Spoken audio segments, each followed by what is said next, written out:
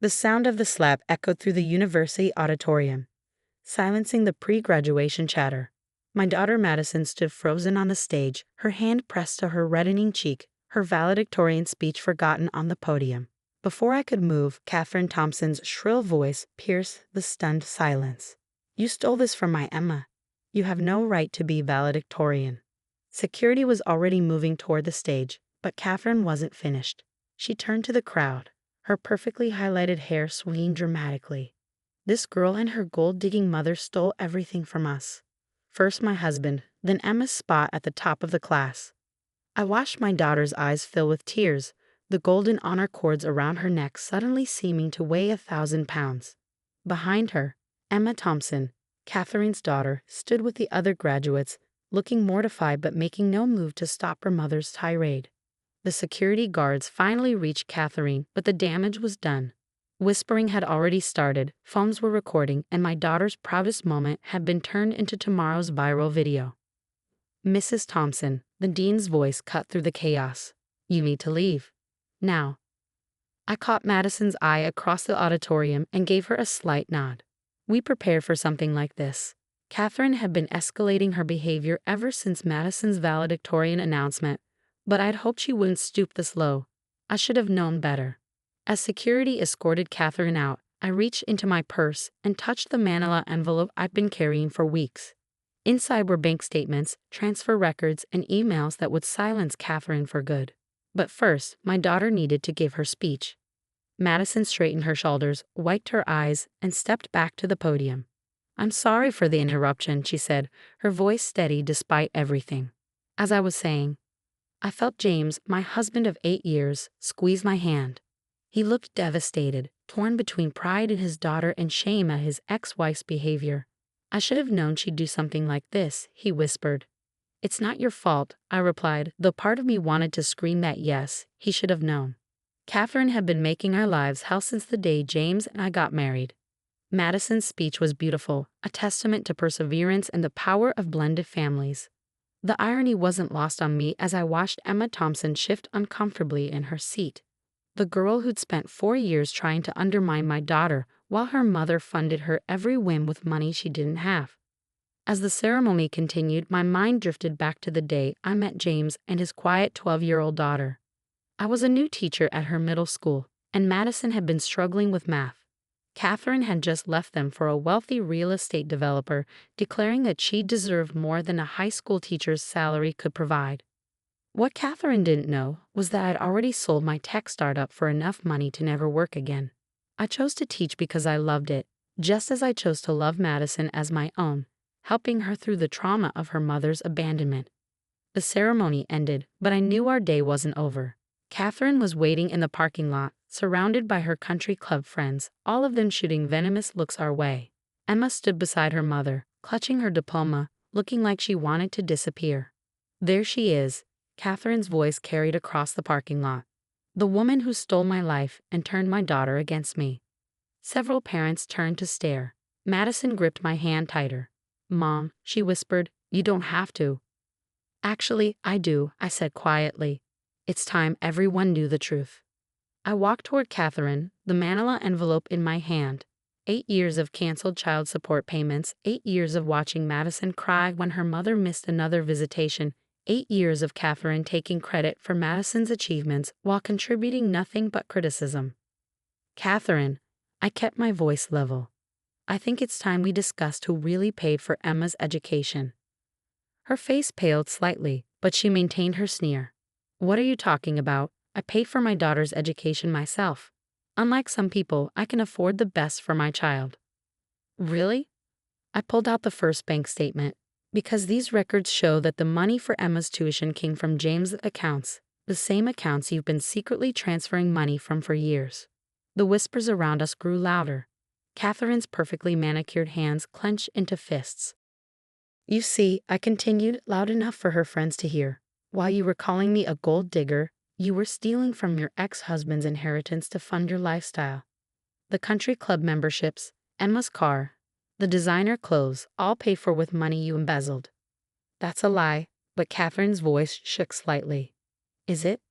I pulled out more documents. Your new husband's real estate empire collapsed 2 years ago. You've been bankrupt, living on stolen money while pretending to be the perfect mother who sacrificed everything for her daughter.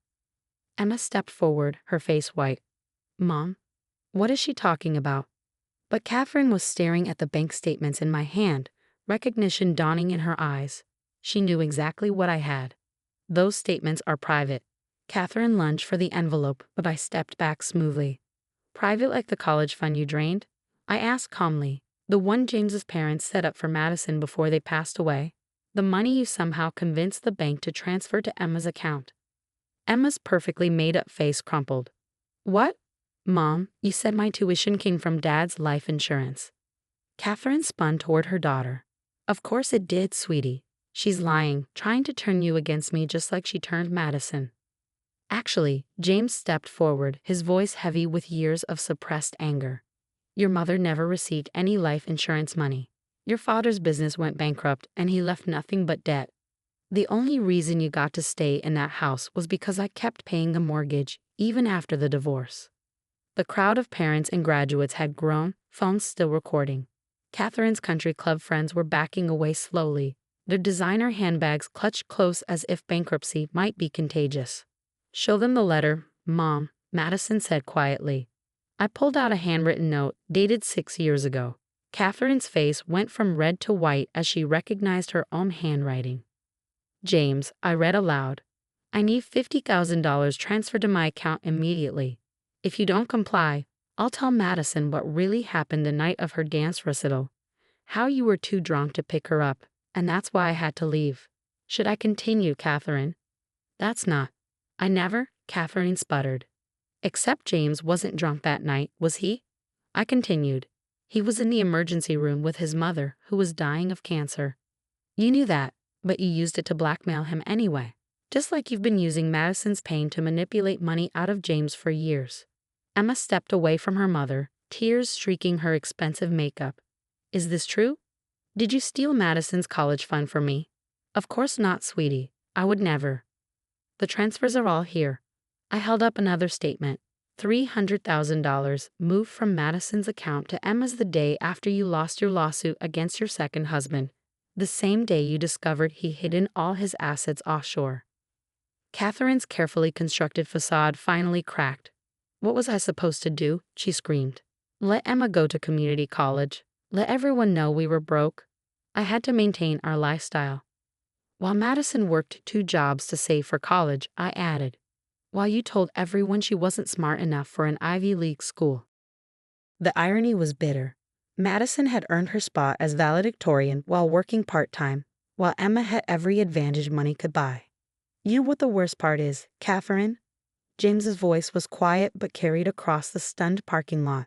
If you just asked, I would have helped Emma. She's still my stepdaughter. But instead, you stole from one child to benefit another, then had the audacity to slap Madison for outperforming Emma. Emma turned to Madison, tears flowing freely now. I didn't know. I swear I didn't know where the money came from. All those times Mom told me you were trying to steal my spot, my friends. Madison, always the bigger person, reached for her stepsister's hand. It's not your fault, Emma. We were both played. Katherine looked around wildly, seeing her carefully constructed world crumbling. Her country club friends had all disappeared, taking their judgmental whispers with them. You think you've won, she smiled at me. You think exposing this makes you the better mother. At least I didn't have to buy my way into a ready-made family. I smiled, pulling out the final document. Actually, Katherine, there's one more thing you should see. The U.S. Attorney's Office is very interested in how you managed to forge James's signature on those bank transfers. They'll be waiting at your house right now. The color drained from Katherine's face completely. You reported me? No, I said softly. The bank did, 6 months ago. I've just been waiting for the right moment to let you know. I thought your daughter's graduation would be appropriate since you seem so concerned about family legacies today. As if on cue, 2 men in suits approached from across the parking lot, their badges glinting in the afternoon sun. Mrs. Thompson, one called out, we need you to come with us. Katherine's perfectly crafted world finally shattered. As the federal agents led her away, her expensive heels clicking on the pavement, I turned to Madison and Emma. Let's get out of here, I suggested. I think we all need to talk. Emma looked lost, her graduation robe suddenly seeming too big for her shoulders. I don't know where to go. Mom handled everything. Come with us, Madison said firmly. That's what sisters do. As we walked to our car, leaving the whispers and shocked stares behind, I heard Emma ask quietly, "Why didn't you expose this sooner? Why wait until today?" I caught James's eye in the rearview mirror as he started the car. He knew why.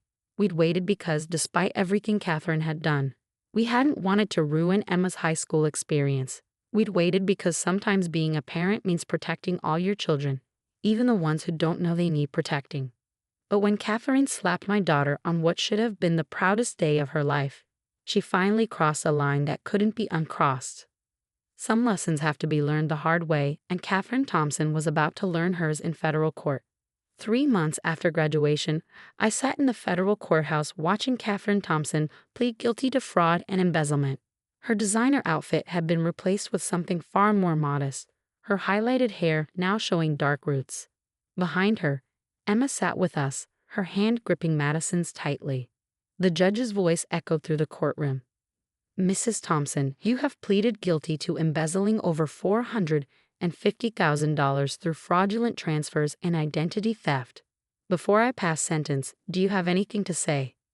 Katherine stood, her shoulders slumped.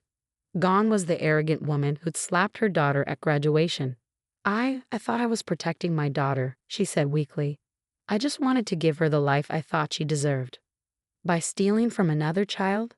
the judge asked sharply. "By defrauding your ex-husband and traumatizing both daughters?" For the first time, Katherine looked directly at Madison. "I never meant. I was jealous," she admitted quietly. "When James married you," she glanced at me, "and Madison started calling you Mom, I felt replaced. Then when Madison started excelling at everything while living in your perfect little family. So you punish her for succeeding." The judge's voice was cold. "Mrs. Thompson, I'm sentencing you to 4 years in federal prison, followed by 3 years of supervised release. You'll also be required to pay full restitution." As the bailiff led Katherine away, Emma broke down in tears. Over the past 3 months, she discovered just how deep her mother's deceptions went. The private tennis lessons, the expensive car, even her designer wardrobe, everything had been paid for with stolen money. "What happens now?" Emma whispered as we left the courthouse. "Now," I said gently, "you focus on your first semester of college. Both of you." We'd spent the summer sorting through the financial mess Katherine left behind. James and I had decided to help Emma continue at the university, this time with honestly obtained funds. She insisted on taking out loans for part of it, determined to make things right. "I still can't believe she did all this," Emma said as we walked to the car. "All those times she told me Madison was trying to show me up, that you were trying to steal Dad." "Your mother was fighting battles that only existed in her mind," James said softly. "But that doesn't mean we stop being family." Madison bumped her shoulder against Emma's.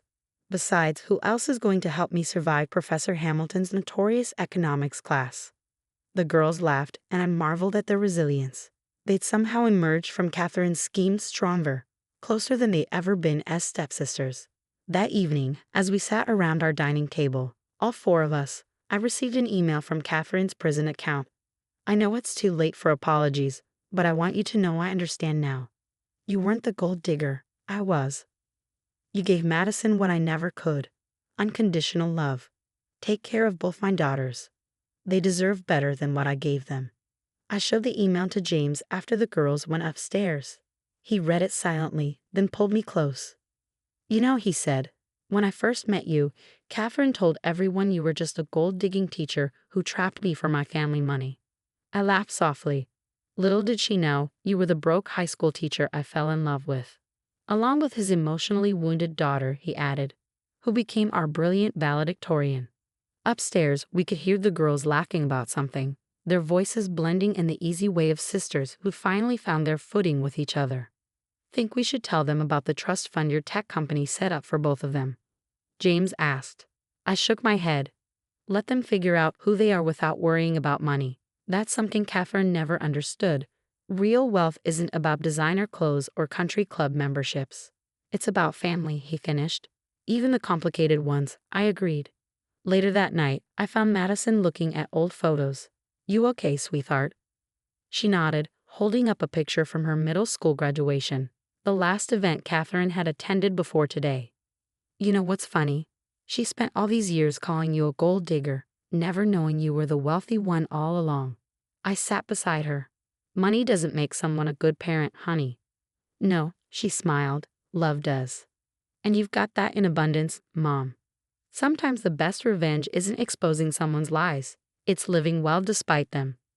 Katherine Thompson learned that lesson too late, but her daughters were just beginning to understand it, and that more than any bank statement or court verdict was the real victory.